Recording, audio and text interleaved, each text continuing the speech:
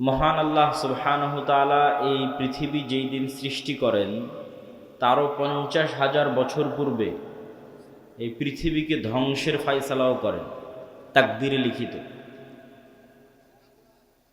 মহান আল্লাহ সুবহানাহু তাআলার প্রজ্ঞা, তার হিকমাহ এটির দাবি রাখে যে মানুষের বিচার হওয়া উচিত, পুনরুত্থান হওয়া উচিত, না হলে অসংখ্য মানুষ আর কোনোদিন বিচার পাবে না। কত মানুষ পরিবারে, সমাজে, গ্রামে, রাষ্ট্রে মাজলুম, যাদের দুনিয়াতে ন্যায় পাওয়া সম্ভব নয়। যদি পুনরুত্থান এবং পরকাল না হয়, বিচার কে করবে? ন্যায় কে বুঝিয়ে দিবে? আর আল্লাহ সুবহানাহু তাআলা যেহেতু ন্যায়পরায়ণ, তার সৃষ্টির ন্যায় বুঝিয়ে দেওয়া তার দায়িত্ব। ফলত পুনরুত্থান তথা কিয়ামত এবং বিচার অবশ্যম্ভাবী হবেই। পুরো কোরআনের সারমর্ম যদি দুই বাক্যে আমরা ফুটিয়ে তুলতে চাই, তাহলে তার প্রথম বাক্য হবে আল্লাহর তাওহীদ, আর দ্বিতীয় বাক্য হবে পরকাল, কিয়ামত, জান্নাত, জাহান্নাম, বিচার। সূরা ফাতিহা থেকে সূরা নাস পর্যন্ত ঘুরিয়ে ফিরিয়ে বিভিন্নভাবে এই মেসেজ দুটিই দেওয়ার চেষ্টা করা হয়েছে। তো সেই বিচার দিবস কায়েম করার জন্য পৃথিবীর ধ্বংস হওয়া লাজেম।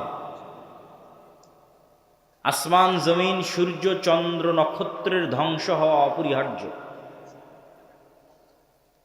তো পৃথিবীর ধ্বংস সুনিশ্চিত। পৃথিবী ধ্বংস হওয়ার পূর্বে কি হবে, কি হতে পারে, তার কিছু বর্ণনা আল্লাহ সুবহানাহু তাআলা কোরআনে, রাসূলুল্লাহ সাল্লাল্লাহু আলাইহি ওয়াসাল্লাম হাদিসে দিয়েছেন। যেগুলো বড় থেকে বড় ঘটনা, সেগুলো কোরআনেই আছে। ইজাস সামাউ ফাতারাত ওয়া ইদাল কাওয়াকিবু ইনতাসারাত ওয়া ইদাল বিহারু ফুজ্জিরাত ওয়া ইদাল কুবুরু বু'থিরাত ইদা যুলজিলাতিল আরদু জিলজালাহা ওয়া আখরাজাতিল আরদু আথকালাহা ওয়া ক্বালাল ইনসানু মা লাহা আল কারিআতু মাল কারিআহ ওয়া মা আদরাকা মাল কারিআহ ইয়াওমা ইয়াকুনুন নাসু কাল ফারাশিল মাবথুথ ওয়া তাকুনুল জিবালু কাল ইহনিল মানফুশ। এগুলো কিয়ামতের হওয়ার যে ভয়ঙ্কর এবং ভয়াবহ বিবরণী, তার কিছু কিছু আয়াত। এরকম অসংখ্য আয়াত আছে। শুধু কিয়ামতের দিন কি হবে তার বর্ণনা। মানুষ হবে বিক্ষিপ্ত পঙ্গপালের ন্যায়। হিমালয় পাহাড়ের মতো বড় বড় পাহাড়গুলো হবে আকাশে উড়ন্ত ধ্বনিত তুলার ন্যায়। আসমান ফেটে যাবে, জমিন চৌচির হয়ে যাবে, অসংখ্য বর্ণনা। আর এই ভয়ঙ্কর ভয়াবহ ঘটনাগুলো ঘটার আরও আগে পৃথিবীতে কি হবে তার কিছু বর্ণনা হাদিসে এবং কিছু বর্ণনা কোরআনে উল্লেখিত হয়েছে। আজকে আমরা পৃথিবী ধ্বংসের পূর্ব মুহূর্তে পৃথিবীতে সংঘটিত ফিতনা, এটির উপরেই সংক্ষিপ্ত আলোচনা তুলে ধরার চেষ্টা করব ইনশাআল্লাহ। ওয়ামা তৌফিক ইল্লা বিল্লাহিল আলিয়্যিল আযীম। রাসূলুল্লাহ সাল্লাল্লাহু আলাইহি ওয়াসাল্লাম, ভাই এখানে দিয়েন না ভাই। রাসূলুল্লাহ সাল্লাল্লাহু আলাইহি ওয়াসাল্লাম বলেছেন, ইসলামের প্রথম যেই মালার যে বিভিন্ন দানা থাকে, একটা যদি গলায় মালা দিই তার অনেক দানা, ইসলামের প্রথম যে দানাটি পতন ঘটবে সেটি হচ্ছে খেলাফা। আর ইসলামের শেষ যে দানাটির পতন ঘটবে সেটা হচ্ছে সালাত।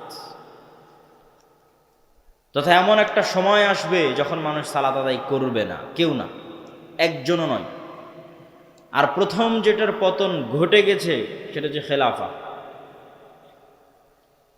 কিন্তু কিয়ামতের পূর্ব মুহূর্তে রাসূলুল্লাহ সাল্লাল্লাহু আলাইহি ওয়াসাল্লামের ভবিষ্যৎবাণী অনুযায়ী আবারও খেলাফত প্রতিষ্ঠিত হবে আলা মিনহাজিন নবুওয়াহ।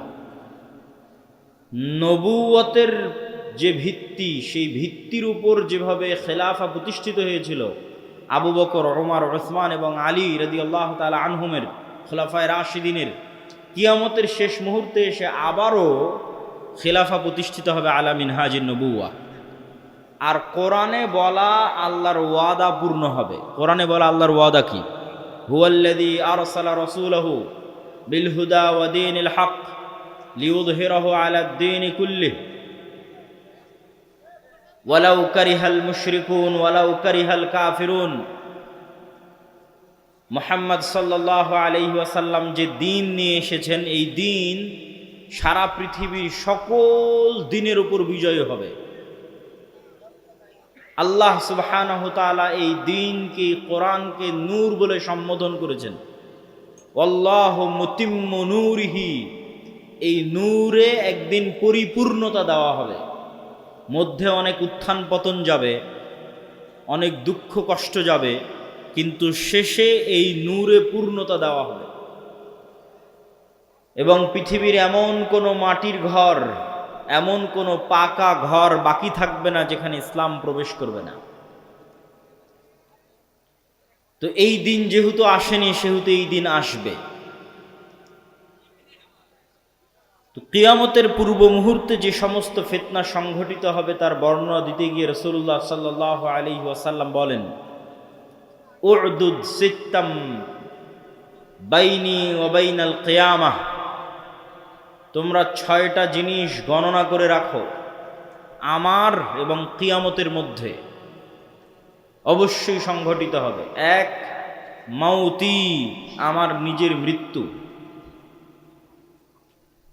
মুহাম্মদ সাল্লাল্লাহু আলাইহি ওয়াসাল্লামের নবী হিসেবে প্রেরিত হওয়া, মুহাম্মদ সাল্লাল্লাহু আলাইহি ওয়াসাল্লামের মৃত্যু, নবী হওয়া এবং মৃত্যুবরণ কিয়ামতের বড় আলামতগুলোর একটি বড় আলামত। আগের যুগে এক নবীর মৃত্যু হলে মানুষ আর এক নবীর অপেক্ষা করত, আর মুহাম্মদ সাল্লাল্লাহু আলাইহি ওয়াসাল্লাম যেহেতু শেষ নবী, সেহেতু তার মৃত্যুর পরে আমরা আর এক নবীর অপেক্ষা করব না কিয়ামতের অপেক্ষা? কিয়ামতের অপেক্ষা। তাহলে মুহাম্মদ সাল্লাল্লাহু আলাইহি ওয়াসাল্লামের মৃত্যুর পরেই কিয়ামত।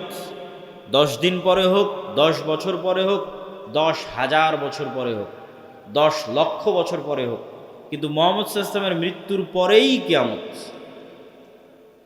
এটাই সত্য। আর আগের নবীদের ক্ষেত্রে এক নবীর মৃত্যুর পরে আর এক নবী, আর এক নবীর মৃত্যুর পরে আর এক নবী, শেষ নবীর মৃত্যুর পরে কিয়ামত।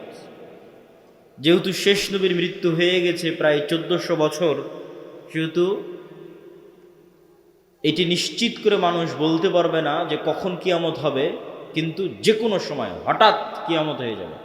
বাগতাতান, হঠাৎ। আল্লাহ সুবহানাহু ওয়া তাআলা কোরআন মাজিদে বলেছেন যে হঠাৎ কিয়ামত কায়েম হয়ে যাবে। প্রিয় উপস্থিতি, 1 নম্বর মুহাম্মদ সাল্লাল্লাহু আলাইহি ওয়াসাল্লামের মৃত্যু। 2 নম্বর ফাতহু বাইতুল মুকাদ্দাস।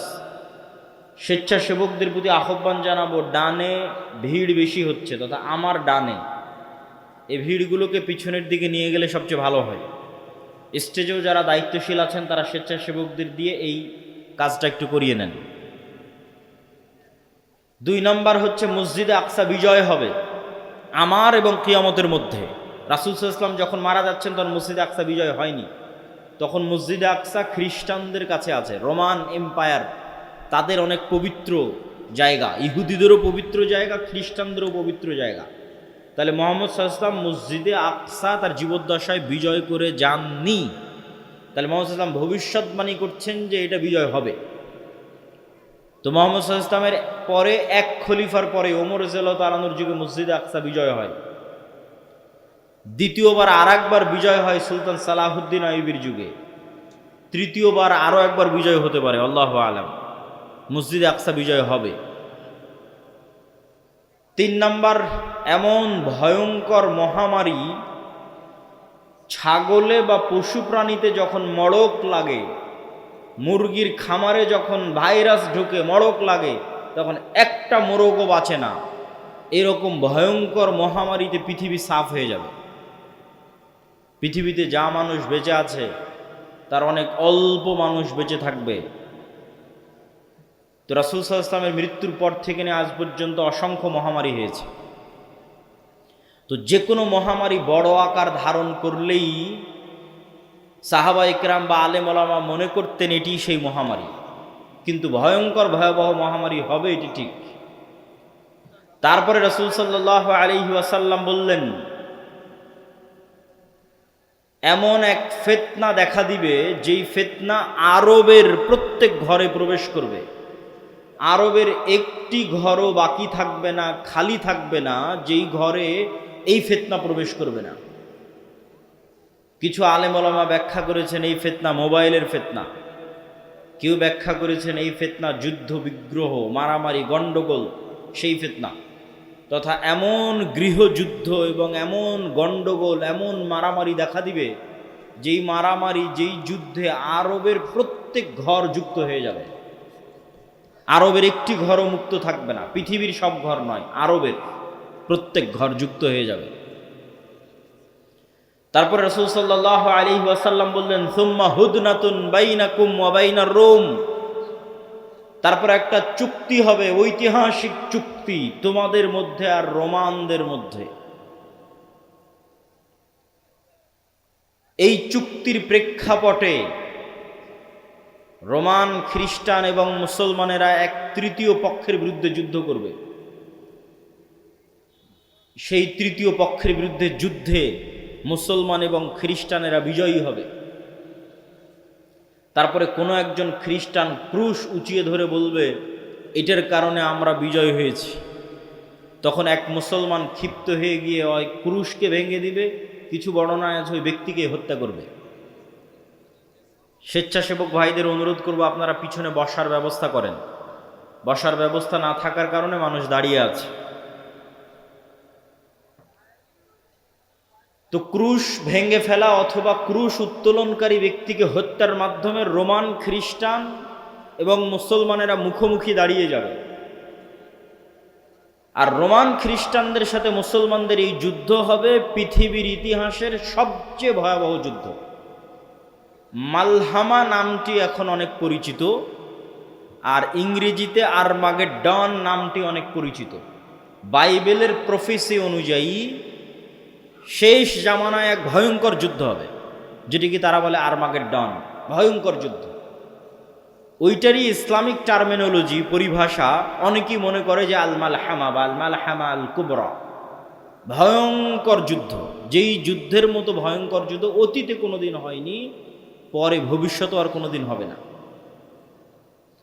এই যুদ্ধটা কাদের কাদের মধ্যে সংঘটিত হবে? খ্রিস্টান রোমানদের মধ্যে এবং মুসলমানদের মধ্যে। রাসূলুল্লাহ সাল্লাল্লাহু আলাইহি ওয়াসাল্লামের ভাষা অনুযায়ী সেই দিন খ্রিস্টানেরা একত্রিত হবে তাহতা সামানিনা রায়া, ৮০টি পতাকার অধীনে। তাহতা কুল্লি রায়াতিন, প্রত্যেক পতাকার অধীনে ইসনা আশারা আলফ, ১২,০০০ করে সেনাবাহিনী থাকবে, যোদ্ধা, ফাইটার।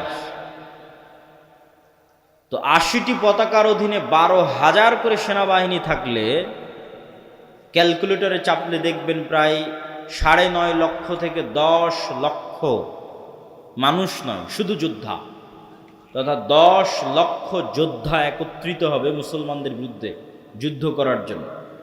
রাসূল সাল্লাল্লাহু আলাইহি ওয়াসাল্লাম এই যুদ্ধের জায়গার নামও বলে দিয়েছেন, বলেছেন লা তাকুমুস সাআ, ততদিন কিয়ামত হবে না, যতদিন না হাত্তা তুকাতিলুনার রোম, যতদিন না তোমরা রোমানদের বিরুদ্ধে যুদ্ধ করেছো বিল আমাক আও বিদাবিক, আমাক এবং দাবেক নামক জায়গায় যতদিন না তোমরা রোমানদের বিরুদ্ধে যুদ্ধ না করেছো ততদিন কিয়ামত হবে না। তো এই আমাক এবং দাবেক নামক জায়গাটি বর্তমান সিরিয়া এবং তুরস্কের সীমান্তবর্তী অঞ্চল।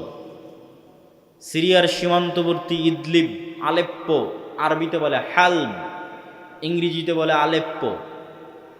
এই হালব বা আলেপ্পোর হচ্ছে তুরস্কের সাথে লাগানো একটি সিরিয়ার শহর। এই সীমান্তবর্তী অঞ্চলেই এই জায়গাগুলো আছে মর্মে যারা ইতিহাসবিদ, যারা মানচিত্র নিয়ে গবেষণা করেন তাদের দাবি। আল্লাহু আলাম। এই যুদ্ধের ভয়াবহতা বলতে গিয়ে রাসূলুল্লাহ সাল্লাল্লাহু আলাইহি ওয়াসাল্লাম বললেন, সেই দিন এই যুদ্ধে এত মানুষ মারা যাবে। আরেক বর্ণনা অনুযায়ী এই যুদ্ধ প্রায় ৪ দিন ব্যাপী চলবে, পঞ্চম অথবা ষষ্ঠতম দিনে গিয়ে বিজয় হবে, অথবা চতুর্থ। তো ৪ দিন যুদ্ধ চলবে। প্রথম ৩ দিন ফলাফল ছাড়াই যুদ্ধ শেষ হবে, শুধু মৃত্যু আর লাশ, লাশের সারি আর মৃত্যু। আর চতুর্থতম, পঞ্চমতম অথবা ষষ্ঠতম দিনে গিয়ে বিজয় নির্ধারণ হবে মুসলমানদের। লাশের সংখ্যা এবং সারি বলতে গিয়ে রাসূল সাল্লাল্লাহু আলাইহি সাল্লাম বলেছেন যে একটি পাখি যদি আকাশে উড়ে তাহলে 1 মাস উড়লেও মানুষের লাশ যেহেতু শেষ হবে না, লাশের দুর্গন্ধ যেহেতু শেষ হবে না, সেহেতু পাখি দুর্গন্ধমুক্ত ফাঁকা জায়গায় বসতেও পারবে না। পাখি পড়ে মারা যাবে, তবুও কোনো ভালো বসার মতো ফাঁকা জায়গা পাবে না 1 মাস উড়লেও। তাহলে এখান থেকে একটা পাখিকে উড়িয়ে দিলে 1 মাসে সে যতদূর যাবে, এই পুরো এরিয়া যদি চতুর্দিক থেকে মাপা হয় তো দেখা যাবে সবই লাশ। তাহলে কত লক্ষ কত কোটি মানুষের লাশ হতে পারে আল্লাহু আলাম। রাসূল সাল্লাল্লাহু আলাইহি ওয়াসাল্লাম বলছেন গনিমতের বন্টনে কেউ সন্তুষ্ট হবে না। কেন? ওয়ারিসই নাই। সন্তুষ্টি কেমনে হবে? ওয়ারিস নাই। ওয়ারিস নাই কেন? এক বংশে যদি 100 জন সদস্য থাকে তো 99 জনই মারা যাবে, একজন বেঁচে থাকবে, তাহলে তো কোনো ওয়ারিস নাই। যেহেতু কোনো ওয়ারিস নাই সেহেতু কোনো আনন্দ নাই। তো গনিমতের মাল বন্টনে আনন্দ হবে না, কেননা ওয়ারিস বিহীন হবে সবাই, পুরো বংশের সব মারা যাবে, একজন বেঁচে থাকবে। রাসূলুল্লাহ সাল্লাল্লাহু আলাইহি ওয়াসাল্লাম এই মালহামা বা এই ভয়ঙ্কর যুদ্ধ এটির বর্ণনা দিতে গিয়ে বলেন মুসলমানেরা সেই দিন 3 ভাগে বিভক্ত হবে। সুলুসুন ইয়াহজিমু, 3 ভাগের 1 ভাগ যুদ্ধের মাঠ থেকে পালিয়ে যাবে। লা ইয়াতুবুল্লাহু আলাইহিম আবাদান, আল্লাহ সুবহানাহু ওয়া তাআলা এদের তওবা কোনোদিন কবুল করবেন না। ইসলামে কবিরা গুনাহের যে লিস্ট আছে, তালিকা আছে, এই কবিরা গুনাহের তালিকায় শিরক সবচেয়ে বড়। তারপরে বিভিন্ন হাদিসে আছে পিতামাতার অবাধ্যতা, বিভিন্ন হাদিসে আছে নিরপরাধ মানুষকে হত্যা, বিভিন্ন হাদিসে আছে প্রতিবেশীর স্ত্রীর সাথে জেনা। এই যে কবিরা গুনাহ, সবচেয়ে বড় কবিরা গুনাহের যে তালিকা, এই সবচেয়ে বড় কবিরা গুনাহের যদি সর্বোচ্চ 10টা তালিকা করা হয়, তার একটা জিহাদের মাঠ থেকে পলায়ন করা। কিন্তু কবিরা গুনাহ যত বড়ই হোক তওবা আছে, শিরকেও তওবা আছে, যতক্ষণ শ্বাস আছে। সব অধিকাংশ সাহাবী তো মুশরিক থেকে ইসলাম গ্রহণ করেছে, শিরক করে তারপরে যে ইসলাম গ্রহণ করেছে। এখনও যারা ইসলাম গ্রহণ করেছে তো শিরক থেকে ইসলাম গ্রহণ করেছে। তাহলে শিরকের তওবা নাই মানে মৃত্যুর পরে কিয়ামতের মাঠে আল্লাহ চাইলে স্বেচ্ছায় এমন অনেক গুনাহ বান্দার মাফ করে দিতে পারে যেটার তওবাই ও করেনি। বুঝাতে না পারলে এটা আমার ব্যর্থতা। এমন অনেক গুনাহ আমরা করেছি যেটার তওবা আমরা করিনি, ইস্তেগফার করিনি, ক্ষমা চাইনি, তাও আল্লাহ ওই গুনাহ তার দয়ায় মাফ করে দিতে পারেন কিয়ামতের মাঠে। কিন্তু ওই যে দয়ায় মাফ করে দিবেন কিয়ামতের মাঠে আল্লাহ, ওই লিস্টে শিরক থাকবে না। এটা হলো শিরকের গুনাহ আল্লাহ ক্ষমা করবেন না। যে বান্দা যদি লাউ আতাইতুম, তুমি যদি আসো বিকরাবিল আরদি খাতায়া, আসমান জমিন পূর্ণ গুনাহ নিয়ে, তাহলে আমি আল্লাহ আসমান জমিন পূর্ণ ক্ষমা নিয়ে উপস্থিত হব। তো এই যে আসমান জমিন পূর্ণ গুনাহ, এর কোনো গুনাহ আপনি জানেন, কোনো গুনাহ ভুলে গেছেন, কোনোটার তওবা করেছেন, কোনোটা করেননি, তাও আল্লাহ দয়া করে মাফ করে দিবে। কিন্তু করবেন না কোনটা? শিরক। কিন্তু যতক্ষণ শ্বাস আছে ততক্ষণ সব গুনাহের ক্ষমা আছে, শিরকেরও ক্ষমা আছে। তো রাসূল সাল্লাল্লাহু আলাইহি ওয়াসাল্লাম বলছেন যারা ওই যুদ্ধের মাঠ থেকে পলায়ন করবে এদের তওবা কবুল হবে না। 3 ভাগের 1 ভাগ, সুলুসুন, 3 ভাগের 1 ভাগ শহীদ হয়ে যাবে আল্লাহর রাস্তায়। রাসূল সাল্লাল্লাহু আলাইহি ওয়াসাল্লাম বলছেন তারা হচ্ছেন আফজালু শুহাদাইল আরজ, পৃথিবীর সর্বশ্রেষ্ঠ শহীদ। আল্লাহু আকবার। তারপরে বলছেন 3 ভাগের বাকি 1 ভাগ, 1 ভাগ তো পালিয়ে গেল, 1 ভাগ মরে শেষ, আর 1 ভাগ তারা বিজয়ী হবে। এরা বিজয়ী হওয়ার পর এই বিজয়ী দল ইয়াফতাতিহুনাল কুসতুনতুনিয়া, কনস্টান্টিনোপল বিজয় করবে। এই কনস্টান্টিনোপল, কুসতুনতুনিয়া হচ্ছে আজকের তুরস্কের ইস্তাম্বুল, যেটা দীর্ঘদিন তুরস্কের রাজধানী ছিল। এখন রাজধানী আঙ্কারা, কিন্তু ইস্তাম্বুল সবচেয়ে ঐতিহাসিক শহর। সুলতান মুহাম্মদ আল ফাতেহ ইস্তাম্বুলকে বিজয় করেছিলেন। কিন্তু হাদিসের ভাষায় বোঝা যাচ্ছে কিয়ামতের পূর্ব মুহূর্তে, দাজ্জাল প্রকাশের পূর্ব মুহূর্তে পুনরায় মুসলমানেরা তুরস্ক বিজয় করবে, তথা মুসলমানদের বর্তমান যে তুরস্ক মুসলমানদের হাতে আছে এটি মুসলমানদের হাতে নাও থাকতে পারে। না হলে কনটেক্সট মিলানো কঠিন যে কিয়ামতের পূর্ব মুহূর্তে মুসলমানেরা তুরস্ক কিভাবে বিজয় করবে। এই ঘটনারই ধারাবাহিকতায় আর এক হাদিসে, আমি কিন্তু এক হাদিস বলতেছি না, বিভিন্ন হাদিস থেকে যুক্ত করতেছি। আর এক হাদিসে রাসূলুল্লাহ সাল্লাল্লাহু আলাইহি ওয়াসাল্লাম বলেন, ততদিন পর্যন্ত কিয়ামত হবে না যতদিন না বানু ইসহাকের 70,000 মানুষ, ইসহাক আলাইহিস সালাতু ওয়াস সালামের বংশের, ইব্রাহিম আলাইহিস সালাতু ওয়াস সালামের বংশের 70,000 মানুষ যতদিন না এমন এক শহরে যুদ্ধ করছে, মাদিনাতুন, এমন এক শহরে যুদ্ধ করছে, জানিবুহাল বার ওয়া জানিবুহাল বাহার, যার এক পাশে সমুদ্র আর এক পাশে সমতল। কোন শহর? আলেম ওলামা মতভেদ করেছেন। কেউ বলেছেন এটি ইতালির রাজধানী রোম, কেউ বলেছেন এটি তুরস্কের ইস্তাম্বুল, কুস্তুনতুনিয়া, কনস্টান্টিনোপল। ইতালির রাজধানী রোম হওয়ার পক্ষে আর একটা জয়ীফ হাদিস আছে, যে রাসূল সাল্লাল্লাহু আলাইহি ওয়াসাল্লামকে জিজ্ঞেস করা হচ্ছে যে উম্মতে মুহাম্মাদি কোন শহর আগে বিজয় করবে কিয়ামতের পূর্ব মুহূর্তে, কুস্তুনতুনিয়া না রোমিয়া, কিন্তু হাদিসের সানাদ দুর্বল।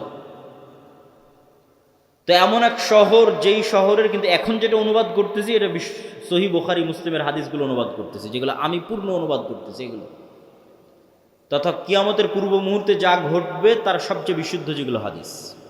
তো রাসূল সাল্লাল্লাহু আলাইহি ওয়াসাল্লাম বললেন এমন এক শহর বিজয় করবে বানু ইসহাকের, ইব্রাহিম আলাইহিস সালাতু ওয়াস সালাম, ইসহাক আলাইহিস সালাতু ওয়াস সালামের বংশের 70,000 মানুষ, যেই শহরের এক পাশে সমুদ্র আর এক পাশে সমতল, কিন্তু ওই যুদ্ধ হবে বিদুন সিলাহ, লা ইয়ারমুনা আইয়ু সাহমিন, না তারা কোনো তীর নিক্ষেপ করবে না তরবারি চালাবে, কোনো অস্ত্র ছাড়া বিজয় হবে। কিসের মাধ্যমে বিজয় হবে?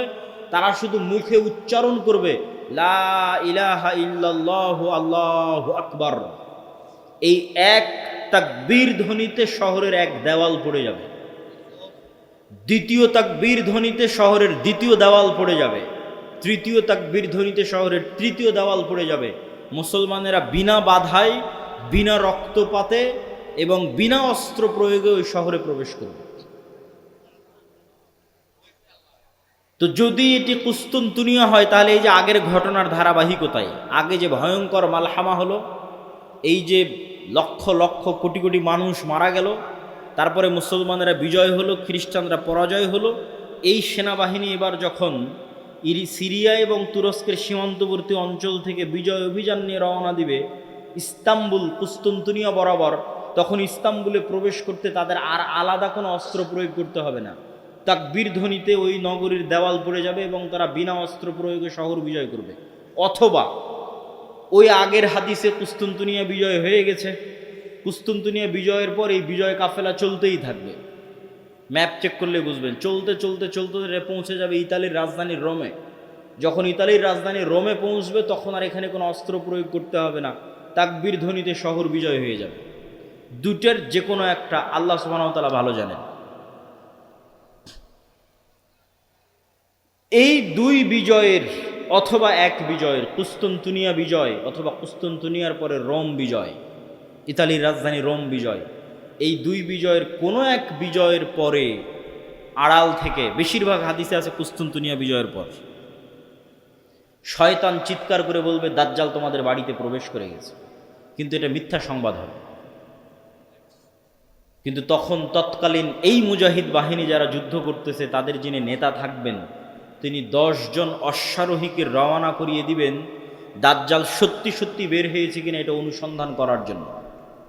তো রাসূলুল্লাহ সাল্লাল্লাহু আলাইহি ওয়াসাল্লাম বলছেন, এই যে 10 জন বের হবে, আসমা আহুম ও আসমা আবাইহিম, এদের নাম, এদের বাপ দাদার নাম, এদের গায়ের রং, এদের ঘোড়ার গায়ের রং সব আমি এখন বলে দিতে পারবো, এখন যেন আমি দেখতে পাচ্ছি। কিন্তু তিনি বলেননি, কিন্তু তিনি জানতেন যে কোন 10 জন, তাদের নামও তিনি জানেন, তাদের বংশও তিনি জানেন, তাদেরকে রওনা করিয়ে দেওয়া হবে।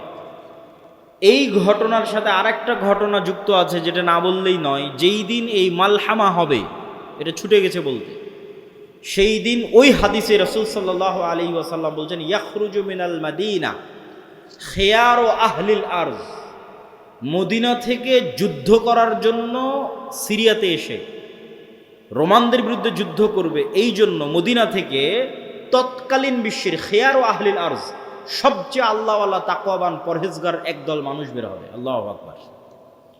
তৎকালীন বিশ্বের সবচেয়ে তাকওয়াবান আল্লাহওয়ালা পরহেজগার মানুষেরা তখন মদিনায় থাকে।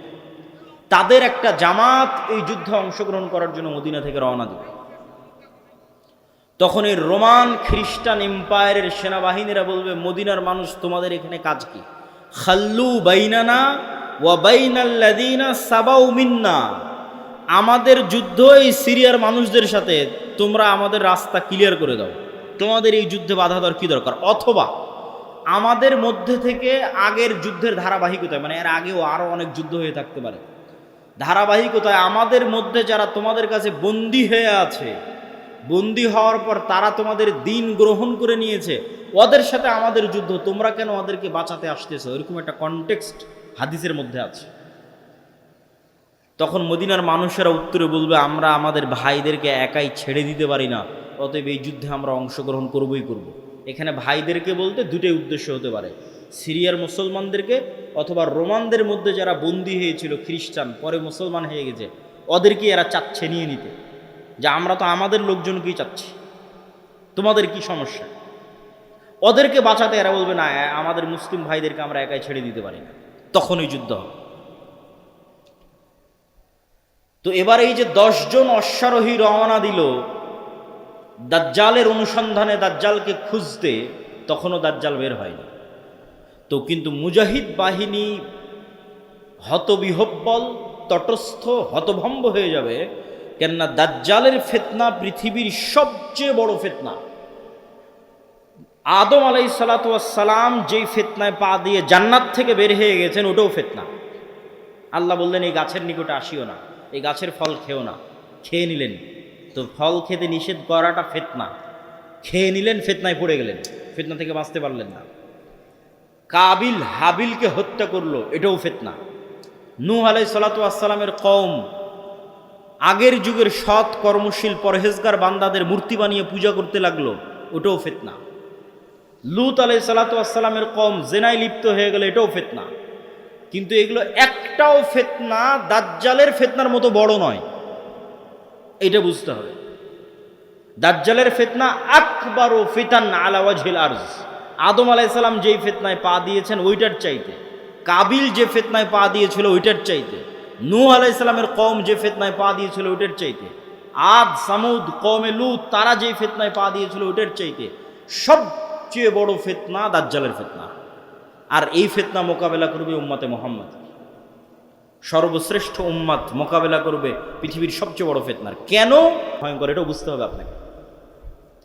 আমি স্বেচ্ছাসেবক ভাইদের আবারও দৃষ্টি আকর্ষণ করছি যে আমাদের ডানে লোকজনের সংখ্যা বেশি হয়ে যাচ্ছে, পিছনে একটু বসার ব্যবস্থা এবং বামে এখনও ফাঁকা আছে।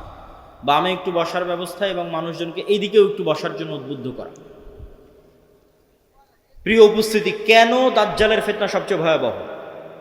দেখেন, কওমে নূহ আলাইহিস সালামের কওম যখন বড় বড় আল্লাহওয়ালা পীর বুজুর্গ দিনদার মানুষের মূর্তি বানালো, তখন তারাও জানতো যে এই মূর্তির কোনো ক্ষমতা নাই।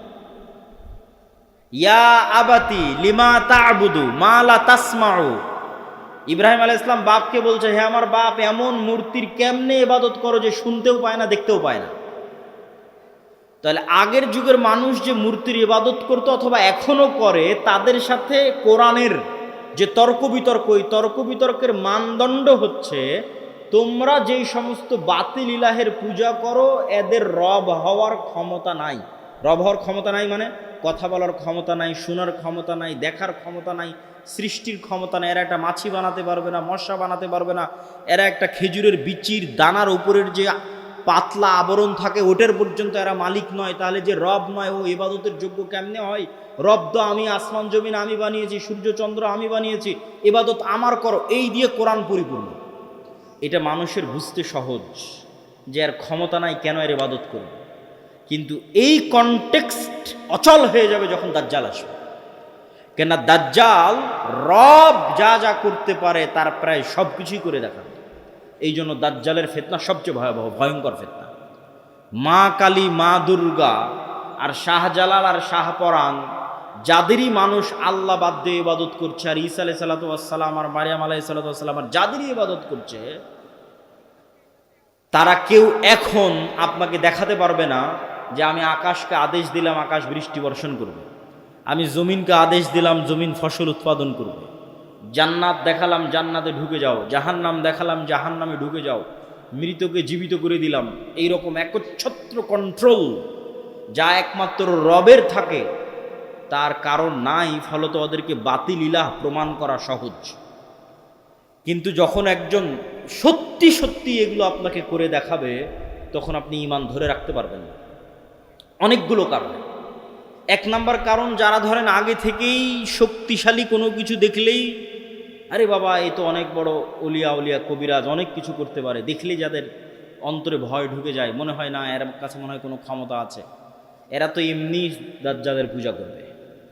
যারা যুগ যুগ মূর্তির পূজা করেছে, মাজারের পূজা করেছে, এদের বাধা হবে না।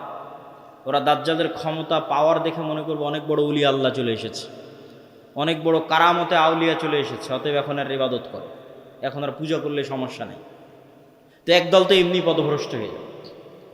আরেক দল মানুষ থাকে যারা মোটামুটি আল্লাহর উপর ঈমান রাখে, কিন্তু ইস্তেকামা, ঈমানের উপর ইস্তেকামার জন্য সবর লাগে। সবর করার ক্ষমতা এবং সাহস এদের নাই। এদের দেখবেন এখন দুনিয়াবি ক্ষমতা যাদের কাছে, ওদের ওখানে গিয়ে সিজদা দিচ্ছে। আজ থেকে 6-7 মাস আগে 16 বছর যাদের কাছে ক্ষমতা ছিল ওদের কাছে গিয়ে সিজদা দিয়েছে। ক্ষমতার বাইরে এরা চিন্তা করতে পারে না। ক্ষমতা যেখানে, এদের কেবলা এবং মারকাজ সেখানে। এবং আপনি যদি নিজের জায়গায় দাঁড়িয়ে চিন্তা করেন, আজকে তেলের যে সংকট, আমি দাজ্জালের ফিতনার ভয়াবহতা বোঝানোর জন্য আপনাকে বলতেছি। তেলের যে সংকট, মাঝে মধ্যে আমার মনে হয় আল্লাহ আমাদের ফিতনা থেকে হেফাজত করুক, যে এখন যদি কেউ এসে বলে আব্দুল্লাহ তোমার গাড়িতে তো তেলের দরকার, তো এইটা করলে তোমাকে তেল দেওয়া হবে, ধরো তুমি আর 500 টাকা বেশি দিলে তেল দিয়ে দেবো, বা তুমি এই অপরাধটা করলে তোমাকে তেল দিয়ে দিব। তো কত মানুষ হল ঠিক আছে ভাই সমস্যা নেই, আমার গাড়িতে তেল দেন আমি করে দিচ্ছি। তেমন কোনো একটা দেশকে যদি বলা হয় যে সব তেলের কন্ট্রোল আমার হাতে, এটা করো তেল পাবা, নাহলে কিন্তু আবাদও বন্ধ হয়ে যাবে। আমরা মনে করি তেল মানে দিয়ে শুধু গাড়ি চলে। পেট্রোকেমিক্যাল থেকে সকল সার উৎপাদন হয়, সব কোনো সারই আর তৈরি হবে না। সার না হলে আপনি চাষ করবেন কি দিয়ে? স্যালো মেশিন স্টার্ট না দিলে পানি তুলবেন কোথায় থেকে? তো তেল মানে শুধু গাড়ি নয়, সবই এখনকার আধুনিক সভ্যতার সবই তেল। তা আমি তেল দিব না আপনাকে, তা আপনিও বুঝতে পারছেন যে আপনি সবই করে ফেলবেন তেল নেওয়ার জন্য। তো কোরআন এবং হাদিসে তো এর চেয়ে বড়টা বলা আছে, তেলের কথা বলা নেই। সরাসরি আকাশের বৃষ্টির কথা বলা আছে, জমিনের ফসলের কথা বলা আছে ডাইরেক্ট, যে দাজ্জাল ইরাক এবং শাম এই দুই দেশের মধ্যের সীমানা দিয়ে যেতে থাকবে। কোনো এক নগরীর মানুষের কাছে এসে বলবে এই তোমরা আমার উপর ঈমান আনছো, তারা বলবে জি জাহাপনা, জি প্রভু আপনার উপর ঈমান আনলাম। ওদের জন্য দাজ্জাল টাকা পয়সা ধন দৌলত রুজি রুটির এত বড় ব্যবস্থা উন্মোচন করে দিবে যে মৌমাছির ঝাঁক যেভাবে মধুর পিছনে ছুটে, ধন সম্পদ টাকা পয়সা ওই শহরের মানুষের পিছনে ওইভাবে ছুটবে। এবার অতিক্রম হতে হতে আর এক শহরে আসবে, সেই শহরের মানুষকে বলবে আমার উপর ঈমান আনয়ন করছো, তারা বলবে না আমরা রব্বুল আলামিনের উপর ঈমান রাখি।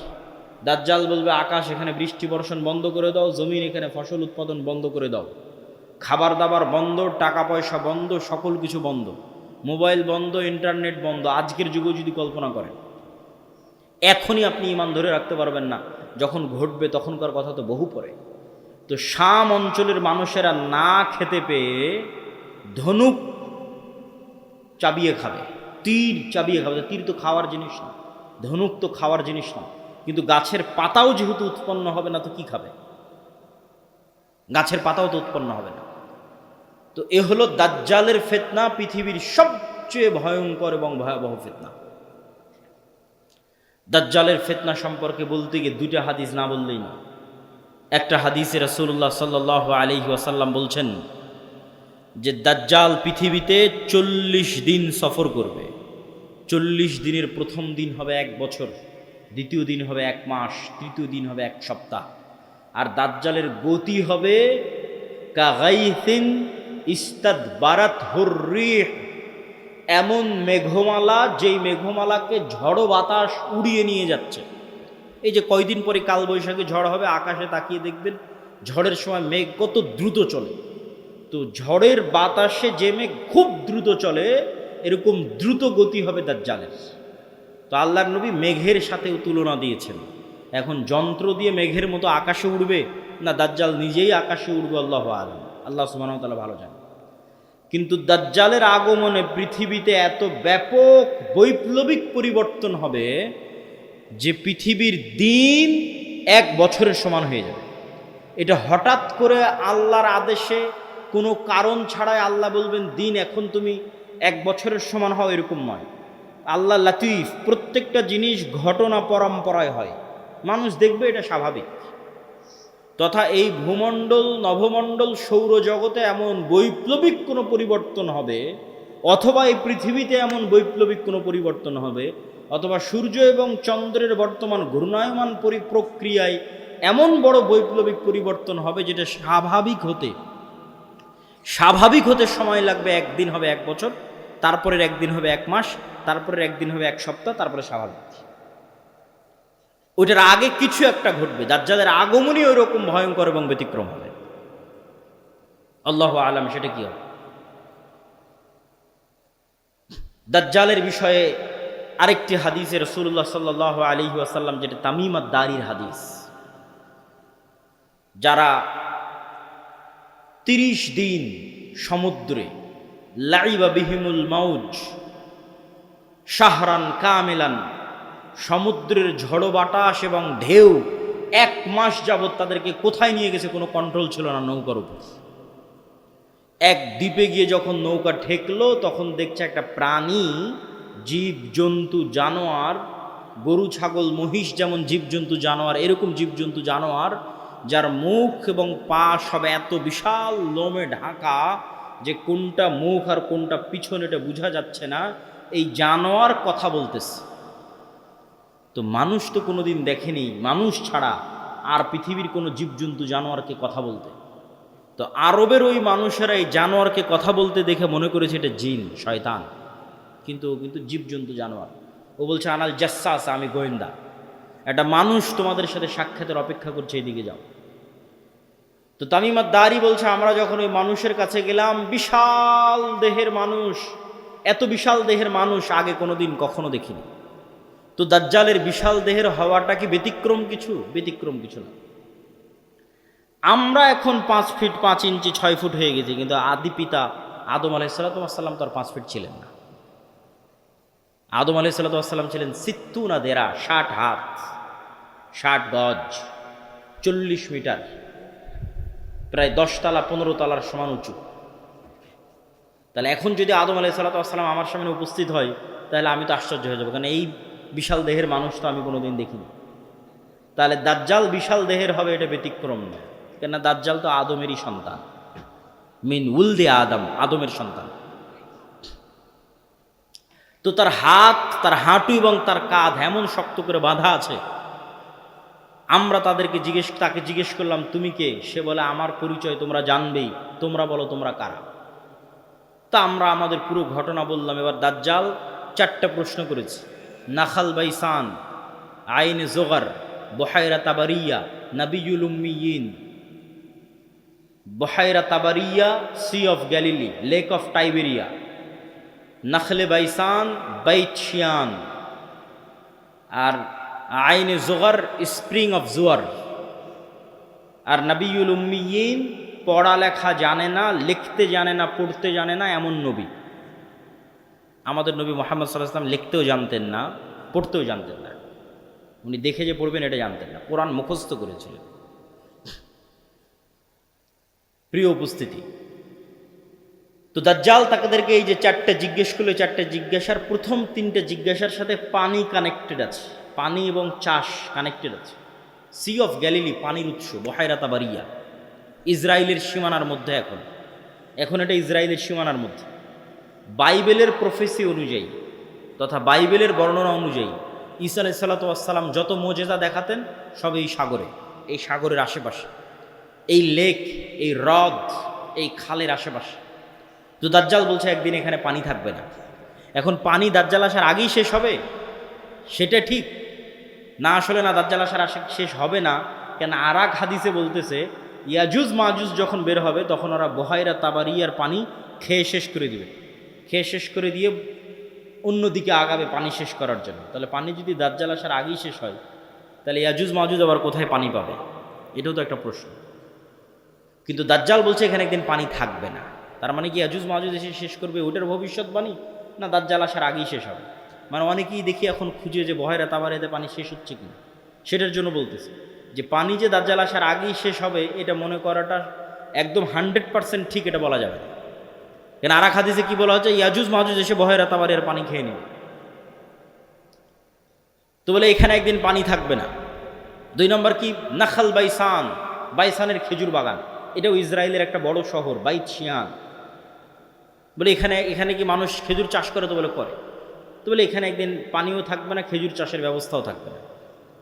তার বলে আইনে জোগার, স্প্রিং অফ জোয়ার, এটার বর্ণনাও বাইবেলে আছে। আগের যেমন বহাইরা তাবারিয়ার বর্ণনাও বাইবেলে আছে, এই আইনে জোগার, স্প্রিং অফ জোয়ার, এটার বর্ণনাও বাইবেলে আছে। কি হিসেবে আছে? লূত আলাইহিস সালাতু ওয়াস সালাম যেখানে ছিলেন ওই শহরটা যখন আল্লাহ ধ্বংস করে দিলেন, যে লূত আলাইহিস সালাতু ওয়াস সালামকে যেখানে তিনি আশ্রয় দিলেন সেখানে তার জন্য পানির ব্যবস্থা, অথবা যে জায়গায় তিনি আশ্রয় নিয়েছিলেন সেই জায়গা হচ্ছে স্প্রিং অফ জোয়ার। এই জন্য ওই বহাইরা তাবারিয়ার স্প্রিং অফ জোয়ার, আইনে জোগার, এই দুটেই খ্রিস্টানরা ব্যাপক হারে দেখতে যায়, ভিজিট করতে যায়। তো এখান থেকে আমাদের জানার বিষয় কি? এই হাদিস থেকে জানার বিষয় হচ্ছে দাজ্জাল প্রশ্ন করেছে একটা নির্দিষ্ট জায়গায়, যার প্রত্যেকটা এরিয়া 30-40 কিলোমিটারের মধ্যে। এই বহাইরা তাবারিয়া বলেন, আইনে জোগার বলেন, নাখাল বাইসান বলেন, এই বগুড়া জেলার মধ্যেই, মানে একটা সেম এরিয়ার মধ্যেই। তথা কিয়ামতের পূর্ব মুহূর্তের ফিতনার বর্ণনাগুলো নিশ্চিতভাবে কিয়ামতের পূর্ব মুহূর্তে যা যা হবে এগুলো মক্কা মদিনার বাইরে, মক্কা মদিনায় হবে না। মক্কা মদিনা ফিতনা মুক্ত থাকবে। কোথায় হবে তাহলে? সিরিয়াতে, শাম। শাম মানে আগে ফিলিস্তিনি বোঝানো হতো, শাম মানে আগে মসজিদে আকসাই বোঝানো হতো। শাম মানে আজকের শাম নয়, তথা মসজিদে আকসা এবং এর আশেপাশের অঞ্চল যেগুলোতে এখন ইসরায়েল, ফিলিস্তিন, জর্ডান, এই যে অঞ্চলগুলো এবং এখনকার যে সিরিয়া, সব কিছুই অঞ্চলে হবে। দাজ্জালের এই সংক্ষিপ্ত বর্ণনা এবং দাজ্জালের ফিতনার এই সংক্ষিপ্ত বর্ণনার পরে কি হবে? ওই যে মুজাহিদ বাহিনী যারা দাজ্জালের মিথ্যে সংবাদ শুনে এবার দেমাশকে ফিরে আসবে, যুদ্ধ বিজয় অভিযান বাদ, কেন এটা ভয়ঙ্কর ফিতনা। এই ভয়ে দাজ্জাল আসলে বের হয়েছে কিনা, যুদ্ধ বাদ দিয়ে সবাই ফিরে আসবে তাদের যেটা সেন্টার, তাদের সেন্টার দামেস্ক। যুদ্ধ যদি রোম পর্যন্ত গিয়ে থাকে, ইতালির রাজধানী, ওখান থেকেও ফিরে দামেস্কে আসবে। যদি তুরস্কের রাজধানী ইস্তাম্বুল পর্যন্ত গিয়ে থাকে, ওখান থেকে ফিরে দামেস্কে আসবে। এবার দামেস্কে আসতে আসতে সত্যি দাজ্জাল বের হয়ে যায়। এবার রিয়ালি প্রকৃত অর্থে দাজ্জাল বের হয়ে গেছে। এবং দাজ্জাল বের হওয়া মাত্রই সকল ক্ষমতা দাজ্জালের কাছে চলে যাবে। এটার বিবরণ আরেকটু পরে দিব, এখানে এটা শেষ করে নিই। তো দাজ্জাল বের হয়ে যাবে। এই দামেস্কের মসজিদে ফজরের সালাতে যখন জামাত হবে, তখন এবার ঈসা আলাইহিস সালাতু ওয়াস সালাম অবতীর্ণ হবেন। কেননা দাজ্জালের ফিতনা যেই লেভেলের অলৌকিক, ওইটা মোকাবেলা করার জন্য ওই লেভেলের অলৌকিক লাগবে। তথা দাজ্জালের এই ফিতনা মোকাবেলা ওই মুজাহিদরাও করতে পারবে না যারা ইস্তাম্বুল বিজয় করেছে, রোম বিজয় করেছে। এবং কিছু কিছু হাদিসের বর্ণনা অনুযায়ী তারা ভারতও বিজয় করতে পারে। মানুষের মাথায় একটা চিত্র আগে থেকে ঢুকে আছে যে দাজ্জাল যখন বের হবে পৃথিবীতে, তখন পুরো পৃথিবী দাজ্জালের কন্ট্রোলে থাকবে। এটা ভুল কথা। দাজ্জাল যখন বের হবে তখন পুরো পৃথিবী মুসলমানদের কন্ট্রোলে থাকবে। মানে মুসলমানেরা বিজয় করে শেষ করে দিবে, সব বিজয় করে ফেলবে। মসজিদে আকসা বিজয়, ইস্তাম্বুল বিজয়, খ্রিস্টানরা তো পরাজিতই হয়ে যাবে। ইতালির রাজধানী রোম বিজয়, ভারত বিজয়, পুরো পৃথিবীতে মুসলমানদের জয় জয়কার থাকবে। হাদিস থেকে আমি যতটুকু চিন্তা ভাবনা করে দেখেছি, এটাই বেশি খাপ খায়, এটাই বেশি মিলে। যে দাজ্জাল বের হওয়ার পূর্বে, ইমাম মাহদি আসার আগেই, অথবা ইমাম মাহদির সাথী, অথবা ইমাম মাহদি সহ, যেটাই বলেন, দাজ্জাল এবং ঈসা ইসলাম আসার পূর্বে পৃথিবী মুসলমানদের, মসজিদে আকসা মুসলমানদের, তুরস্ক মুসলমানদের, ইতালি, পুরো ইউরোপ মুসলমানদের, ভারত মুসলমানদের, সবই মুসলমানদের। মুসলমানদের বিজয় যখন সর্বোচ্চ স্তরে,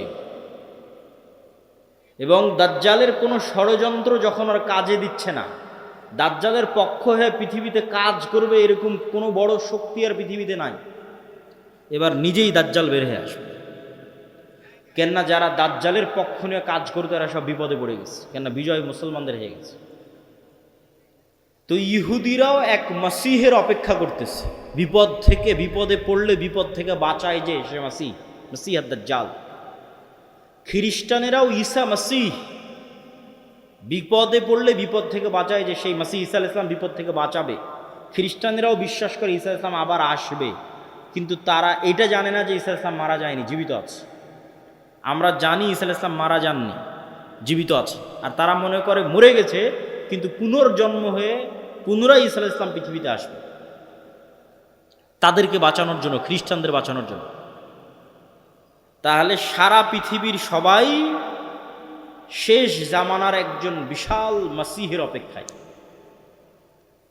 এবং আধুনিক এখনকার বিশ্বের যতগুলো নিউজ চ্যানেল রিপোর্ট, সবগুলোতেই বর্তমান যে যুদ্ধ চলতেছে এই যুদ্ধ নিয়েও এই আলোচনাগুলো আমাদের দেশে নয়, এই অঞ্চলে নয়, ইউরোপ এবং আমেরিকায় আলোচিত হচ্ছে। যারা বিশ্ব শাসন করে তাদের কাছে, তাদের ভাষায় দাজ্জাল হচ্ছে অ্যান্টি ক্রাইস্ট ইংরেজিতে, আর মালহামা হচ্ছে আর্মাগেড্ডন, আর জেসাস ঈসা আলাইহিস সালাম উনি আসবেন। অ্যান্টি ক্রাইস্ট না আসলে জেসাস আসবে না। অ্যান্টি ক্রাইস্ট মানে দাজ্জাল।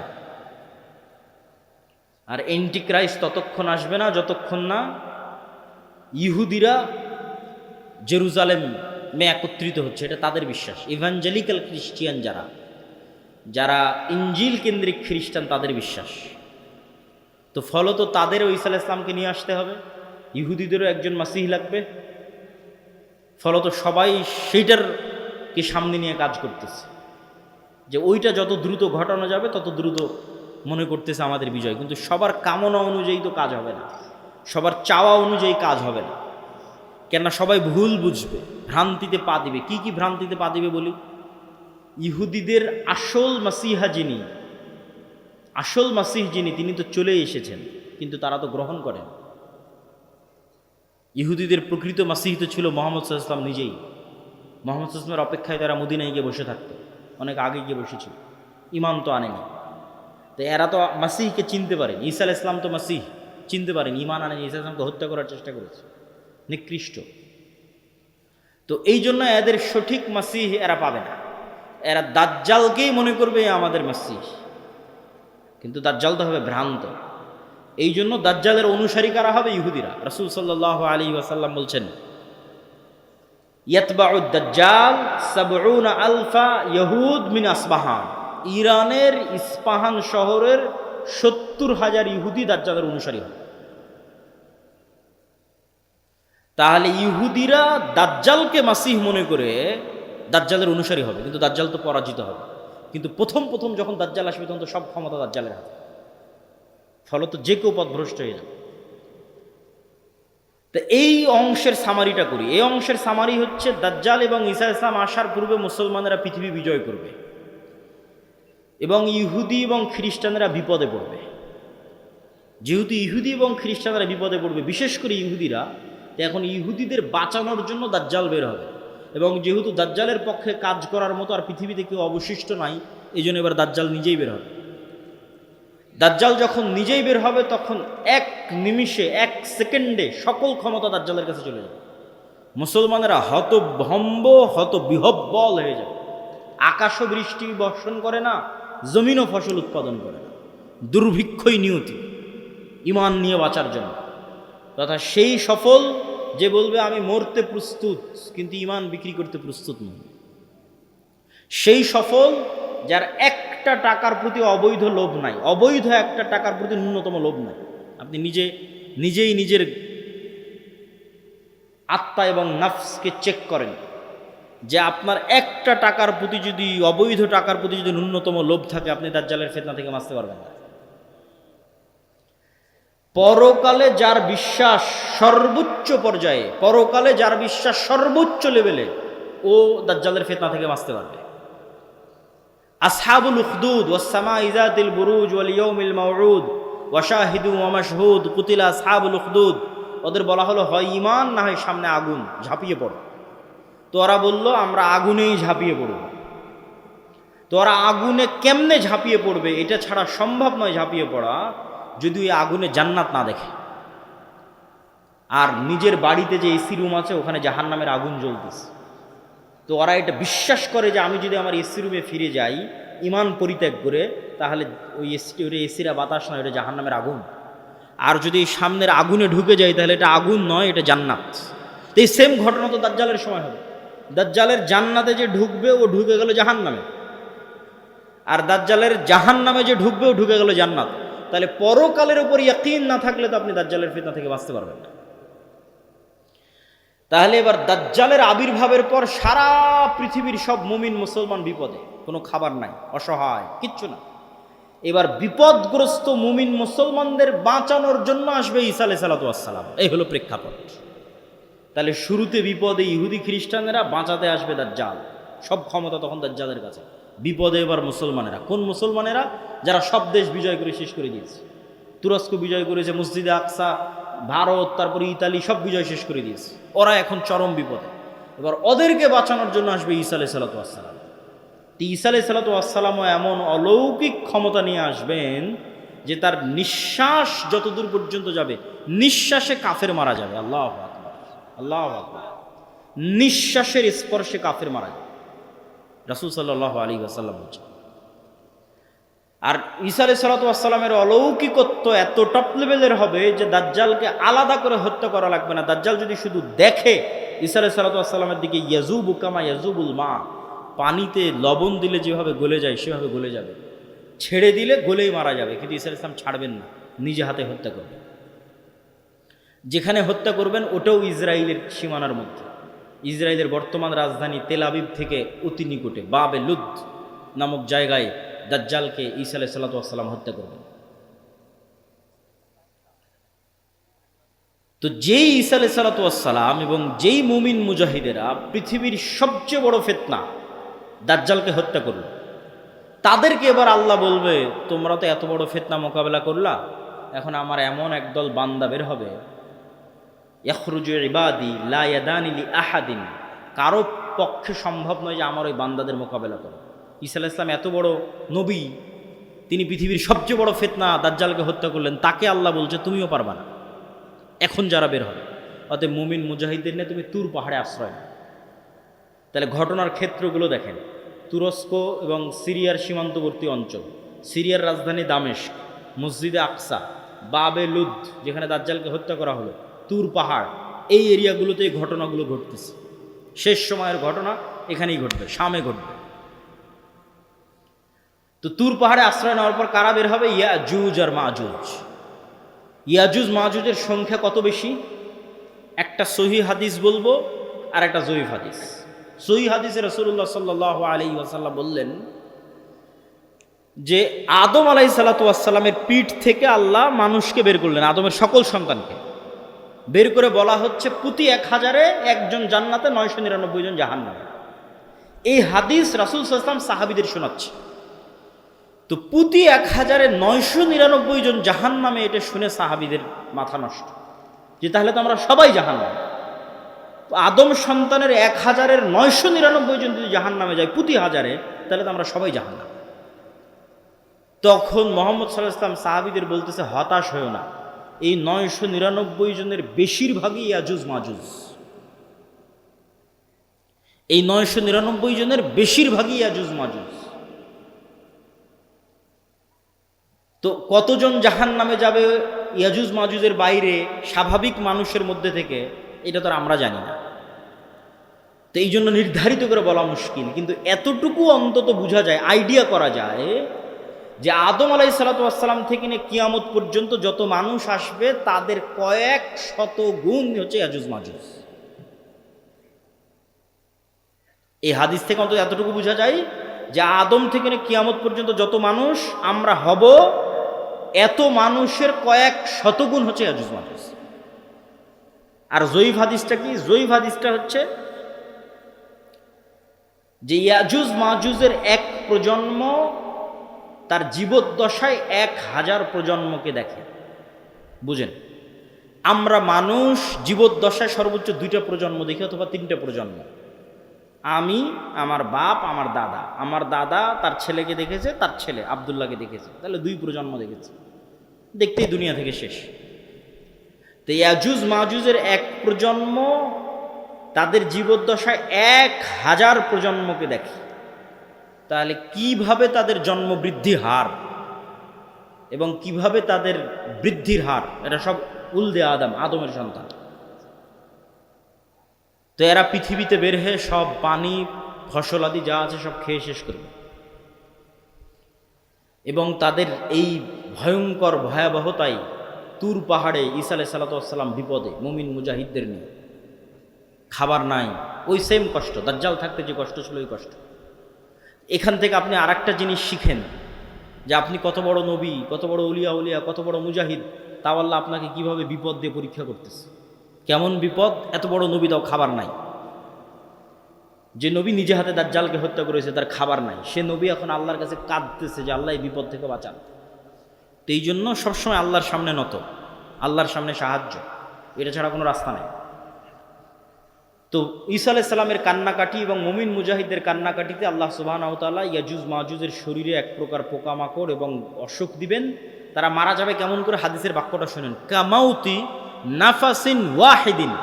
একটা মানুষ মারা গেলে যা হয় পুরো ইয়াজুজ মাজুজ একসাথে ওইভাবে মারা যাবে, যেন একটা মানুষ মারা গেল।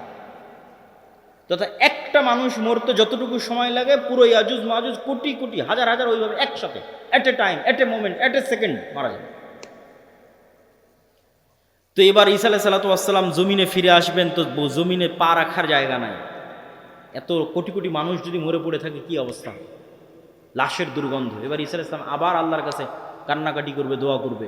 তখন আল্লাহ সুবহানাহু ওয়া তাআলা রাসূল সাল্লাল্লাহু আলাইহি ওয়াসাল্লামের ভাষা অনুযায়ী আনাকি ইবিলিল বুখত গোত্রের উটের কুঁজ যেমন উঁচু হয়, ওই রকম উঁচু কুঁজ বিশিষ্ট একদল পাখিকে পাঠাবেন, যেই পাখি হাজার হাজার কোটি কোটি লাখ লাখ লাশকে নিয়ে যে এমন জায়গায় ফেলে দিবে যেখানে মানুষ বসবাস করে না। উত্তর মেরু হোক, দক্ষিণ মেরু হোক, সাইবেরিয়া হোক, যেখানে হোক, আল্লাহ ভালো জানেন, যেখানে আল্লাহ বলবেন। তারপরে আসমান বৃষ্টি বর্ষণ করে এই জমিনকে পরিষ্কার করে দিবে। তারপরে ঈসা আলাইহিস সালামের শাসন চলবে হাদিস অনুযায়ী 7 বছর, আর বাইবেলের বর্ণনা অনুযায়ী 1000 বছর। তো 7 বছর ঈসা আলাইহিস সালামের এই শাসনে এতটা নিরাপত্তা এবং শান্তি বিরাজ করবে যে এতদিন যত যুদ্ধ বিগ্রহের সামগ্রী ছিল এগুলো কাজে লাগবে না, ওগুলো জ্বালিয়ে পুড়িয়ে দেওয়া ছাড়া কোনো কাজ নাই। আর এত বরকত আসমান এবং জমিন উন্মুক্ত করে দিবে যে একটা ডালিম একটা গ্রাম খাবে, একটা গাভীর দুধ একটা পুরো বংশ খাবে, এত বরকতে আল্লাহ পরিপূর্ণ করে দিবে। তারপরে এক শীতল বাতাসে মুমিন মুসলিম এবং ঈসা আলাইহিস সালাম সবাই মারা যাবে, শুধু ফাসিক এবং ফাজেরেরা পৃথিবীতে থাকবে। এবার যত হাদিস শুনেছেন এই ধরনের, যে পৃথিবীতে এমন একদিন আসবে যে কোরআন পড়ার কেউ থাকবে না, এখন সেগুলো শ্রীগালের মতো লজ্জা বুঝবে না, এগুলো ঈসা আলাইহিস সালামের আগে নয়। ঈসা আলাইহিস সালামের আগে কোরআন থাকবে, দিন থাকবে, এটা তো পূর্ণতায় পৌঁছে যাবে। এখন পতন দেখতে পাচ্ছেন, কিন্তু আল্লাহ মুতিম্মু নূরিহি আগেই বলে নিয়েছে আয়াতগুলো, এই দিন তো সারা পৃথিবী বিজয় করবে, আর এই বিজয় ধারা তো ঈসা আলাইহিস সালামের আসার আগেই শুরু হয়ে যাবে। তাহলে কিভাবে কোরআন হাদিস শেষ হবে? শেষ হবে না, এগুলো আরও বাড়বে। কিন্তু এটা শেষ যে হবে সেটা কখন? ঈসা আলাইহিস সালামের মরার পর। তখন আর নাই, তখন কোরআন নাই, হাদিস নাই, আল্লাহর নাম নাই, মানুষের লজ্জা উঠে যাবে। এই ফাসিক ফাজেরের উপর আল্লাহ সুবহানাহু ওয়া তাআলা কিয়ামত কায়েম করবেন। প্রিয় উপস্থিতি, আমি আমার বক্তব্য দীর্ঘায়িত করতে চাই না। এই পুরো ঘটনা থেকে যা বর্ণনা করলাম, ধারাবাহিকতা, এই ধারাবাহিকতা থেকে আমার এবং আপনার শিক্ষা কি? তার আগে একটা প্রশ্নের উত্তর দিয়ে নিই, দাজ্জাল কোথায়? ইয়াজুজ মাজুজ কোথায়? একদল নাস্তিক আবার একদল মুনকিরে হাদিস দৌড়ায়, দুইটাই। মুনকিরে হাদিসেরাও ভিডিওর পর ভিডিও দেয়, বলে যেটা কোরআনে না এটা বিশ্বাস করবে না। কোরআনে কিন্তু ইয়াজুজ মাজুজের কথা আছে, দাজ্জালের কথা নাই। বলে যেটা কোরআনে না এটা বিশ্বাস করবে না। আবার একদল নাস্তিক বলে যে এই পৃথিবীর স্যাটেলাইট ক্যামেরা সব আছে, কই তোমার দাজ্জাল, কই তোমার ইয়াজুজ মাজুজ। একটা ছোট্ট তথ্য দিয়ে রাখি, মানুষ মহাকাশ সম্পর্কে যা জানে এই মাটির নিচ সম্পর্কে তাও জানে না। এটা আমি কয়েকদিন আগে পড়াশোনা করতে গিয়ে দেখলাম যে মানুষ সারাদিন মহাকাশ নিয়ে গবেষণা করছে, চাঁদে যাবে, মঙ্গলে যাবে, কিন্তু মাটির নিচে মাত্র 12 কিলোমিটার পর্যন্ত মানুষ জানে, তারপরে আর জানে না। তাহলে এই পুরো পৃথিবী কত বড়! আপনি এখান থেকে 12 কিলোমিটার মাপেন, কত দূর হয় গাবতলী বাজার থেকে, তো মাটির নিচে মাত্র 12 কিলোমিটার পর্যন্ত আপনি জানেন, তার নিচে আর কেউ জানে না। পৃথিবীর বর্তমান কোনো বিজ্ঞানী নয়, কোনো বিজ্ঞান নয়, কেন ওই 12 কিলোমিটার পরে গবেষণা করার সক্ষমতাই নাই, কোনো যন্ত্র মেশিন পাঠানোর সক্ষমতাই নাই। তাহলে মাটির নিচের মাত্র 12 কিলোমিটার পর্যন্ত আপনি জ্ঞান রাখেন। আকাশে চন্দ্রে চলে গেছেন, মঙ্গল গ্রহে চলে গেছেন, সেটা ভিন্ন বিষয়, কিন্তু নিজের পায়ের নিচে এটাই জানেন না। এই যে বিশ্বের এই উন্নত বিজ্ঞানের সর্বোচ্চ শিখরে পৌঁছে মানুষ জানে না যে এই মাটির নিচে কি আছে। তাহলে কেমনে মানুষ দাবি করবে দাজ্জাল কোথায়, ইয়াজুজ মাজুজ কোথায়? এ দাবি করাই তো ভুয়া, পাগলামি। আরেকটা জিনিস দেখলাম, মহাসাগর সম্পর্কে মানুষ অজ্ঞ। মহাকাশ সম্পর্কে ঠিক আছে অনেক জানতেছে, মহাসাগরে এমন অনেক জায়গা আছে যে জায়গাগুলোতে মানুষ পৌঁছতেই পারে না, যে জায়গাগুলোর উপর দিয়ে বিমানও উড়ে যেতে পারে না, যে জায়গাগুলোতে কোনো জাহাজও অতিক্রম করে না, এরকম অসংখ্য জায়গা আছে। তো সাগর এবং সাগরের নিচে কি আছে, মাটি এবং মাটির নিচে কি আছে, এটা সম্পর্কে আজকের বিশ্ব সবচেয়ে অজ্ঞ, অন্তত মহাকাশের তুলনায়। তো ইন্নাল্লাহ আলা কুল্লি শাইইন কাদির, আল্লাহ সকল কিছুর উপর ক্ষমতাবান। আর কোনোটাই যদি না হয় তো অন্তত একটা উত্তর তো দেওয়াই যায়, যেটা আল্লাহ সুবহানাহু ওয়া তাআলা কোরআন মাজিদে বলছেন যে আল্লাহ 7 আসমান এবং 7 জমিন সৃষ্টি করেছেন, আর 7 জমিনে আল্লাহর আদেশ অবতীর্ণ হয়। কোরআনের আয়াত, 7 জমিনে আল্লাহর। আর সবচেয়ে আরও একটা ভয়ঙ্কর বিষয় যে আল্লাহর আসমান বানাতে যত সময় লেগেছে জমিন বানাতেও তত সময় লেগেছে। 7 আসমান বানাতে যা টাইম, 7 জমিন বানাতেও তাই টাইম। তাহলে 7 আসমান কত বড়, 7 জমিন তাহলে কত বড় হতে পারে? এখন ইয়াজুজ মাজুজ আর দাজ্জাল যদি অন্য জমিন থেকে বের হয়ে আসে, এই জমিনে কিছু করার নেই, এটাকে অস্বীকার করতে পারবে না যে না, নিশ্চিত নাই।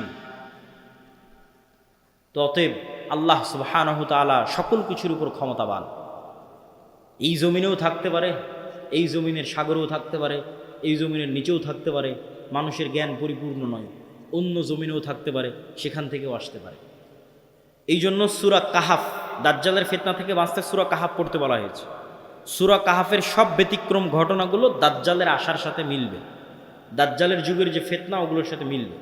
সূরা কাহাফের 4টা ব্যতিক্রম ঘটনা আছে, তার মধ্যে একটা ব্যতিক্রম ঘটনা খিজির আলাইহিস সালামের। কই থেকে আসলো খিজির আলাইহিস সালাম, কোথায় ছিল? বলে মাছ যেখানে জীবিত হয়ে যাবে সেখানে খিজির আছে। তুমি মাছ ভেজে নিয়ে রওনা দাও, যেখানে মাছ জীবিত হয়ে যাবে ওখানে খিজির আছে। তো খিজির আলাইহিস সালাম জিজ্ঞেস করতেছে যে সালাম কিভাবে? মুসা আলাইহিস সালাম সালাম দিচ্ছে, সালাম জান্নাতের সালাম দুনিয়াতে কিভাবে? তো খিজির আলাইহিস সালাম যদি অন্য পৃথিবী থেকে এসে থাকে নিশ্চিত করে, অথবা এই পৃথিবীতেও থাকতে পারে। তো খিজির আলাইহিস সালামকে যদি আল্লাহ সুবহানাহু ওয়া তাআলা আড়ালে রাখতে পারে, দাজ্জাল এবং ইয়াজুজ মাজুজকেও আল্লাহ সুবহানাহু ওয়া তাআলা আড়ালে রাখার সক্ষমতা আছে। তো ওই দাজ্জালের সময়ের ফিতনার সাথে এই সূরা কাহাফের ঘটনাগুলো মিলবে। আসহাবে কাহাফ, আসহাবে কাহাফের কথা বলতে গিয়ে আল্লাহ বলছেন ওয়াহুম আইকাজ, তাদেরকে আমি ঘুমিয়ে রেখেছি, কিন্তু মানুষ দেখলে মনে করবে ওরা জেগে আছে। আপনি দেখলে মনে করবেন এই মানুষটা জেগে আছে, কিন্তু ওরা নিজেরাও বুঝতে পারছে ওরা ঘুমিয়ে আছে। আল্লাহও বলছেন ঘুমিয়ে আছে। এইভাবেই 309 বছর পার হয়ে গেছে। ওরা ঘুম থেকে উঠে মনে করছে যে কই, আমরা তো অল্প কিছুক্ষণ মনে হয় শুয়েছিলাম, ঘুমিয়েছিলাম, কিন্তু 300 বছর পার হয়ে গেছে। তো সময়ের যে আপেক্ষিকতা, এটার কন্ট্রোল আল্লাহর হাতে। এই আপেক্ষিকতার প্রভাবিত মানুষ দেখবে যে একদিন হয়ে যাবে 1 বছরের সময়। তো পৃথিবীতে অবশ্যই ব্যাপক কোনো পরিবর্তন ঘটবে, যেটার প্রভাবে 1 বছর, 1 মাস, 1 সপ্তাহ। সেটা কি আল্লাহ সুবহানাহু ওয়া তাআলা ভালো জানেন। তো প্রিয় উপস্থিতি, এই 1 নাম্বার কর্তব্য কি, সংক্ষিপ্ত বক্তব্য শেষ করে দিচ্ছি, এগুলোর উপর ঈমান রাখা। 2 নাম্বার কি, যে কোনো মুহূর্তেই দাজ্জাল বের হতে পারে, যে কোনো মুহূর্তে কিয়ামত হতে পারে। কথা এটাই ঠিক। রাসূল সাল্লাল্লাহু আলাইহি ওয়াসাল্লাম আশঙ্কা করতেন দাজ্জাল মনে হয় এখনই বের হয়ে গেল। এরকম অনেকগুলো ঘটনা আছে হাদিসে। ইবনে সাইয়াদের ঘটনাগুলো বেশি, তার মধ্যে প্রসিদ্ধ। তো ফিতনা তো সবসময়ই চলছে। তো ফিতনার সময় আপনি বেঁচে থাকবেন, ঈমান নিয়ে বেঁচে থাকবেন, এটার 2টা কাজ: পরকালের প্রতি সর্বোচ্চ জ্ঞান, সর্বোচ্চ ইয়াকিন, এবং অবৈধ 1 টাকার উপরেও, অবৈধ ধন সম্পদ ক্ষমতার উপর ন্যূনতম লোভ না থাকা। এবং সফলতা এটা নয় যে আপনি বাড়ি গাড়ি টাকা পয়সার মালিক হবেন, সফলতা এটা যে আপনি ঈমান এবং সালাত অবস্থায় পৃথিবী থেকে বিদায় নেবেন, এটাই সফলতা। তো আল্লাহ সুবহানাহু ওয়া তাআলা যেন আমাদের ঈমান অবস্থায়, সালাত অবস্থায় পৃথিবী থেকে বিদায় নেওয়ার তৌফিক দান করে, বলেন আল্লাহুম্মা আমিন। কেন আমাদের ঈমান অবস্থায় বিদায় নিতে হবে? এত লম্বা ঘটনা বলে এই পুরো ঘটনার উপর একটু পানি দিয়ে একটা কথা বলে, সেটা হচ্ছে ঈসা আলাইহিস সালাম যখন আসবে, ইমাম মাহদি যখন আসবে, দাজ্জাল যখন আসবে, তখন কি নতুন কোনো দিন আসবে নাকি? নতুন কোনো কোরআন আসবে নাকি? নতুন কোনো হাদিস আসবে নাকি? কোরআন এবং হাদিস তো এইটাই যেটা এখন আছে। তাহলে সবচেয়ে বড় ঘটনা তো আগেই ঘটে গেছে, মুহাম্মদ সাল্লাল্লাহু আলাইহি ওয়াসাল্লামের আসা এবং কোরআনের প্রেরিত হওয়া। তাহলে ঈসা আলাইহিস সালাম যেই কোরআনের উপর আমল করবেন ওটা আপনার কাছে আছে। ইমাম মাহদী যেই কোরআন দিয়ে রাষ্ট্র চালাবে ওটা আপনার কাছে আছে। আর দাজ্জাল যেই নবীকে মানতে বলতেছে ওই নবী চলে যাওয়ার 1400 বছর হয়ে গেছে। তাহলে কাজ আমাদের কাছে আছে। হ্যাঁ, ইমাম মাহদী যেই দিন আসবে সেই দিন আমি সব কিছু করবো, জি না, এটাতে প্রোডাক্টিভিটি নষ্ট হয়। এই জন্য আগেই বলেছি দাজ্জাল আসার আগেই মুসলমানেরা বিজয় করবে। এই জন্য প্রোডাক্টিভিটি বন্ধ করা যাবে না, কেন আসল কাজ তো আমাদের কাছে আছেই। নতুন করে তো আর কিছু আসবে না। ঈসা আলাইহিস সালাম তো নতুন কোরআন আনবেন না, এই কোরআন তো আমার কাছে আছে। ইমাম মাহদী তো আর নতুন হাদিস নিয়ে আসবে না, হাদিস তো এটাই, তো ওটা তো আমাদের কাছে আছে। তাহলে কাজ তো আমাদের কাছে আছে। আরও একটা কি মাথায় নিয়ে উঠে যাবেন, মানুষের মৃত্যু কিয়ামত, কিয়ামত আমার মরে যাওয়াই আমার কিয়ামত। কেন আমি তো পরকালের জগতে ঢুকে গেছি, কবর বারজাখ, আমার মৃত্যুর মাধ্যমে আমি পরকালের জগতে ঢুকে গেলাম। তাহলে আমার কিয়ামত তো আগেই হয়ে গেল, দাজ্জাল আসার আগেই কিয়ামত হয়ে গেল আমার।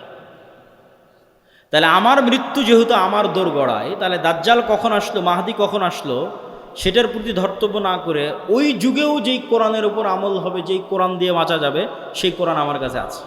তাহলে এখন আপনার কাজ কি? আপনার নিজের মৃত্যুর প্রস্তুতি নেওয়া, আর আপনার সামনে যে কোরআন আছে যেটা সবচেয়ে বড় ঘটনা, দাজ্জালের যেহেতু বড় ঘটনা, মাহদী ঈসার যেহেতু বড় ঘটনা, কোরআনের প্রেরিত হওয়া, এইটার উপর আমল করা, পড়া, হাদিস পড়া এবং আমল করা, এবং ইমানের উপর মৃত্যু, সালাতের উপর মৃত্যু, এটা অতীত যুগের সব নবী রাসূলের শিক্ষা। আল্লাহ সুবহানাহু ওয়া তাআলা আমাদের তৌফিক দান করুক, আল্লাহুম্মা আমিন। বক্তব্যের শেষে বৈঠকি দানের আহ্বানের পাশাপাশি দুইটা জরুরি কথা। এই যে ভাইয়েরা যারা মক্তব পরিচালনা করে গাবতলী শাখায়, আপনারা আমাদের মক্তব অলিম্পিয়াড দেখেছেন এনটিভিতে, বিশাল আয়োজন, সারা দেশে প্রায় 7 শতাধিক মক্তব আমাদের অধীনে ট্রেনিং করা আছে। এখনও ট্রেনিং চলতেছে রাজশাহী জামিয়া সালাফিয়াতে, নতুন 30-40টা মক্তবের, এরকম প্রতিনিয়ত ট্রেনিং চলতেই থাকে। তো এই যে প্রায় 30,000 ছাত্রছাত্রী এই 700টা মক্তবে অধ্যয়ন করে, পড়াশোনা করে। তো এই যে কোরআনের শিক্ষা, কোরআনের জ্ঞান আমরা ছড়িয়ে দিচ্ছি, এই মসজিদ, এই মক্তবগুলো থেকেই কিন্তু খেলাফা প্রতিষ্ঠিত হবে। শেষ জামানায় যারা ইসলামকে বিজয় করবে তারা বের হয়ে আসবে। এই মসজিদ, এই মক্তবগুলোকে আপনাদের মূল্যায়ন করতে হবে, এবং নিজ নিজ মসজিদে মক্তব চালু করা এটা কঠিন কিছু নয়। ভাই, আপনাদের অধীনে মক্তব কেমনে চালাবো, অনেকেই প্রশ্ন করে, অতি সহজ। আপনি আমাদের যে অফিসিয়াল নাম্বার আছে সেখানে ফোন দিয়ে বলবেন পরের ট্রেনিং কবে, আপনার মক্তবের শিক্ষককে ট্রেনিংয়ে পাঠিয়ে দেবেন। ট্রেনিংয়েই তাকে সব বুঝিয়ে দেওয়া হবে কিভাবে কী হবে না হবে, মক্তব কেমনে চালাবে। শুধু এতটুকু জানা যে পরের ট্রেনিং কবে, এর জন্য কোনো বুকিংও লাগবে না, কিছু লাগবে না। ট্রেনিং শুনে জামিয়া সালাফিয়ায় ঢুকে যেতে হবে, যে ঠিক আছে এতটার সময় ট্রেনিং, আমি এসেছি, 7 দিনের প্রস্তুতি নিয়ে যেতে হবে, অতি সহজ। তো এই যে আমাদের দাওয়াতি কাজগুলো, আরেকটি বড় দাওয়াতি কাজ মাসিক আল ইতিসাম। আমি নিয়মিত লিখি, সম্পাদকীয় লিখি, মিন্নাতুল বাড়ি লিখি, পবিত্র কোরআনের সংক্ষিপ্ত ব্যাখ্যা লিখি। 3টে লেখা শুধু আমারই থাকে মাসিক আল ইতিসাম। আব্দুর রহমান বিন আব্দুর রাজ্জাক, শেখ আব্দুর রাজ্জাক বিন ইউসুফ, আরও বড় বড় আলেম ওলামা সবারই লেখা থাকে, সম্পাদকীয় থাকে। এই মাসের সম্পাদকীয় আছে ইরান এবং ইসরায়েলের যুদ্ধের উপর, এরকম সমসাময়িক সব ইস্যু নিয়ে লেখা থাকে। এই মাসিক আল ইতিসামের এজেন্ট হতে হবে, নিতে হবে, পড়তে হবে, সম্পৃক্ত থাকতে হবে। আর এই যে ইমান বাড়াতে বললাম, ইমান ধরে রাখা, এটার জন্য আল্লাহর পথে যাত্রা, এই বইটা খুব গুরুত্বপূর্ণ। এটা ইমানের মজবুতির জন্যই এই বইটা লেখা, আল্লাহর পথে যাত্রা। এই বইটা প্রত্যেক মসজিদ, মাদ্রাসা, স্কুল, কলেজের দার্সের অন্তর্ভুক্ত হওয়া দরকার। যে মসজিদে মানুষ দার্স দেবে সেই দার্সের অন্তর্ভুক্ত হওয়া দরকার। আরও যে সমস্ত বই পুস্তকগুলো আছে, শেখ আব্দুর রাজ্জাক বিন ইউসুফ, আব্দুর রহিম বিন আব্দুর রাজ্জাক, রাসূল সাল্লাল্লাহু আলাইহি ওয়াসাল্লাম দেখতে কেমন ছিলেন, আইন রাসূল, 2 অধ্যায়, উপদেশ, সালাত, সব বইগুলোকে মূল্যায়ন করতে হবে। তো পরিশেষে আমি স্বেচ্ছাসেবকদের আহ্বান করব আপনাদের মধ্যে যাওয়ার, এবং আপনাদেরকে উদাত্ত আহ্বান জানাবো যে তারা এই যে বিশাল খরচ করে মক্তব পরিচালনা করছে এবং এই সম্মেলনগুলো আয়োজন করছে, এগুলোতে আপনাদের আন্তরিক সহযোগিতা আমরা কামনা করছি। তো স্বেচ্ছাসেবক ভাইয়েরা কি প্রস্তুত আছে? তো তাদেরকে আমি ঢোকার জন্য বলতেছি, জি।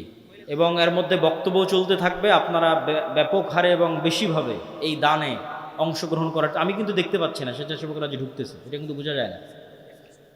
তো সকলেই এটাতে আপনাদের সহযোগিতা অংশগ্রহণ করবেন। অর্থনৈতিক ইবাদত খুব শক্তিশালী, জান্নাত কেনা যাবে, সকল গুনাহের কাফফারা হবে, নেকিতে যত কমতি থাকবে পূরণ করা যাবে টাকা দিয়ে। দুনিয়াতে যেভাবে প্লট এবং ফ্ল্যাট সেল হয়, আল্লাহ ওইভাবে জান্নাত সেল করেন। দুটো জিনিসই, হয় আল্লাহর রাস্তায় যুদ্ধ করে শহীদ হয়ে যাও, নাহলে আল্লাহর রাস্তায় দান করো, করে জান্নাত কিনে নাও। এর বাইরে জান্নাতের 100% কনফার্ম, নিশ্চিত জান্নাত নাই, কনফার্ম নাই। হতে পারে, যেতে পারেন, সেটা আছে। সালাত, সিয়াম, হজ, যাকাত হতে পারে, যেতে পারেন, নিশ্চিত যাবই। জিহাদ করে শহীদ হতে হবে, না হলে টাকা দিয়ে জান্নাত কিনতে হবে। নিশ্চিত যাবই, কনফার্ম জান্নাত কিনতে চাই, নিশ্চিত। টাকা না হয় জিহাদ করে শহীদ। আর বাকিগুলো তো হতে পারে, আল্লাহ যদি দয়া করে, তওবা ইস্তেগফার কবুল করে, সালাত যদি ঠিক থাকে, হতে পারে। আল্লাহ সুবহানাহু ওয়া তাআলা ভালো জানেন। আমি আমার বক্তব্য এখানেই শেষ করছি। আমার পরে আব্দুর রহিম বিন আব্দুর রাজ্জাক, তারপর আব্দুর রহমান বিন আব্দুর রাজ্জাক, এবং সবশেষে শেখ আব্দুর রাজ্জাক বিন ইউসুফ।